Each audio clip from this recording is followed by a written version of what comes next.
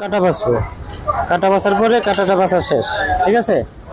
কাটা ফেলে দিলাম। এখন আমি হামল বিস্তার দিয়ে এটাকে সুন্দর করে ছেঁচবো।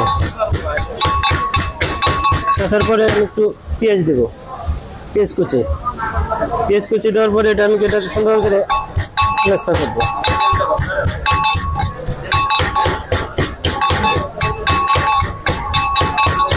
তারপরে একটু লাইরে দিতে হবে।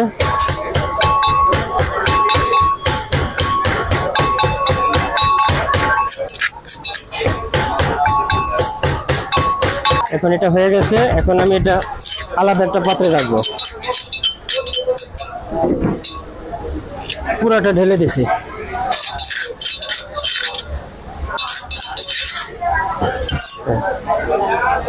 কোনো কাটা নেই, ঠিক আছে, কোনো কাটা নেই।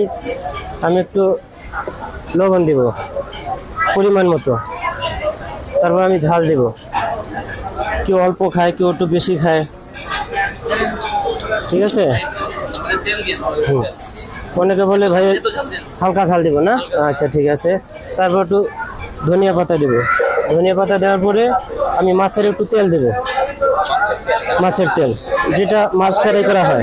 হ্যাঁ, যেটা মাছ ফ্রাই করা হয় ওই তেলটা আমি দিব। হ্যাঁ বাস, ওকে।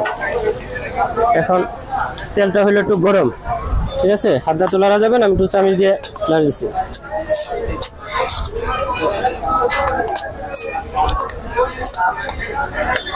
চামচ দিয়ে লাড়ার পরে হ্যাঁ ঠান্ডা হয়েছে, ওকে, কোনো কাটা নাই।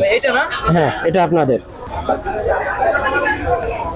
ওই ঐতিহাসিক বিক্রমপুর পদ্মার পার ইলিশের লেজ ভর্তা, ওকে। মাঠের অলরাউন্ডার আমি, আর ঘরের allrounder Tylox. Tylox toilet cleaner, clean মানেই টাইলক্স। বিক্রমপুর পদ্মার পার শিমুলিয়া ঘাট ঐতিহাসিক পর্যটক হিসাবে ঢাকার বাইরে থেকে আসে লেজ ভর্তা খাওয়ার জন্য। সুস্বাদু ইলিশ মাছ, পদ্মার ইলিশ শুক্র শনি রবি 2-3 দিন একটু চাপ হয়।